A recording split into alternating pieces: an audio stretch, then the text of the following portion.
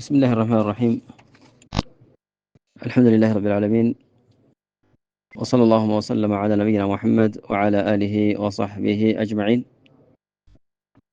وبعد، حديث الصباح إن شاء الله زارق التلال يزار إلى حديث الذوق الإسلامي، يعني إسلاموي آداب بتملكته في سوستنيا قدر سوستنو في شكر المعروف، معروف ملكا من ولتا ما مسكن يمين الأسنو. قال رسول الله صلى الله عليه وآله وصحبه وسلم: يا الله ملكتنيا،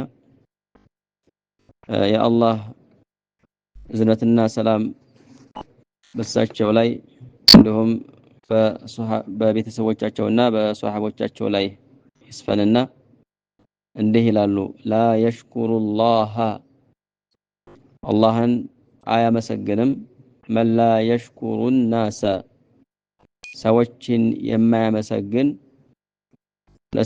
ሰዎች ለዋሉለት ውለታ ምስጋና የማይሰጥ አላህን አያመሰግንም ይላሉ። ሐዲሱን ሰሒሑን ሐዲሱ ትክክለኛና ሶሒህ የሆነ ሐዲስ ነው። ረዋሁ አሕመዱ ኢማሙ አሕመድ ረሂመሁላህ የዘገቡት ሐዲስ ነው። ሌሎችም በርካታ የሆኑ ሙሐዲሶች ዘግበውታል። ወልቡኻሪ ፊል አደብ አልሙፍረድ አደብ አልሙፍረድ በተሰኘው መጽሐፍ ላይ ቡኻሪም ዘግበውት የሚገኝ ሐዲስ ነው። ሌላ ወወረደ ፊ ሪዋየት الترمذي ላይ ኢማሙ الترمذي ረህመቱላሂ ዐለይሂ ባስተላለፉት ዘገባ ላይ عن النبي صلى الله عليه وسلم ምን የሚል እናገኛለን? من لم يشكر الناس لم يشكر الله ሰዎችን የማያመሰግን አላህንም አያመሰግንም የሚል ከዚሁ ጋር ተመሳሳይ የሆነ ለፍዙ ቢላሂም ተመሳሳይ የሆነ መልእክት ያለው ሐዲስ ነው። የዚህ ሐዲስ በአጠቃላይ መልእክቱ ምንድነው? ማዕናሁ ያኒ ዑለማዎች ሁለት ማዕና አለው ይላሉ። አላህን የማያመሰግን ምንድነው? ላ የሽኩሩላህ አላህን አያመሰግንም። መላ የሽኩሩ ናስ ሰዎችን የማያመሰግን አላህንም አያመሰግንም ማለት ምን ማለት ነው የተፈለገው? ያኒ መን ካነ ሚን ጠብዒሂ አንድ ሰው በጠቢዓው በተፈጥሮ ወዓደቲሂ እንዲሁም በዓዳ የሆነ ሰው ኩፍራነ ኒዕመቲ ናስ የሰዎችን ውለታ እውቅና የማይሰጥ የሚክድ የሆነ ሰው ወተርኪ አሽክር እንዲሁም ምስጋና የማይሰጥ የሆነ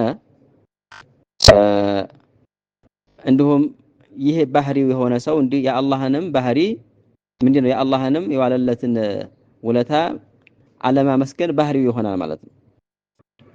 ባህሪው ጠቢዓው ሰዎችን አለማመስገን ጠቢዓው የሆነ ሰው እንዲሁም ለአላህም ለሚውልለት ውለታ አለማመስገን ጠቢዓው ይሆናል ማለት ነው ተብሏል።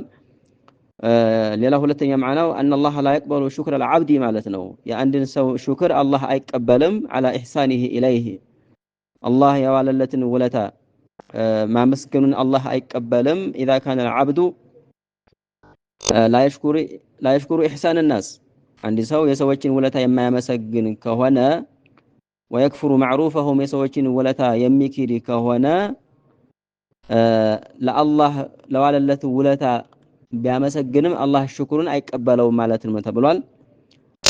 على حال هذا من مكارم الاخلاق ነው የእስላም አኽላቅ አስተምህሮት ነው። ለሰዎች ውለታ ማመስገን ይገባል።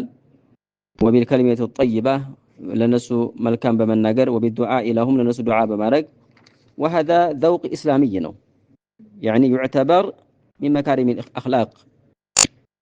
وان من احسن الشكر ከምስጋና ሁሉ ደግሞ ጥሩ أن تقول ትላንት እንዳሳለፈነው لمن احسن اليك جزاك الله خيرا ከምስጋና ሁሉ ደግሞ የላቀው ትላንት ቁጥር 2 ላይ ያሳለፈነው ሐዲስ የዋለለትን ሰው جزاك الله خيرا ብሎ ይሄን ዱዓ ማድረጉ ትልቅ የሹክር የሚገልጽ ቃል ነው። ስለዚህ የዛሬው ሐዲስ ይህ ነው። ቢላሂ ተውፊቅ ወሰለላሁ ዐላ ነቢይና ሙሐመድ ወዐላ አሊሂ ወሰህቢሂ አጅመዒን።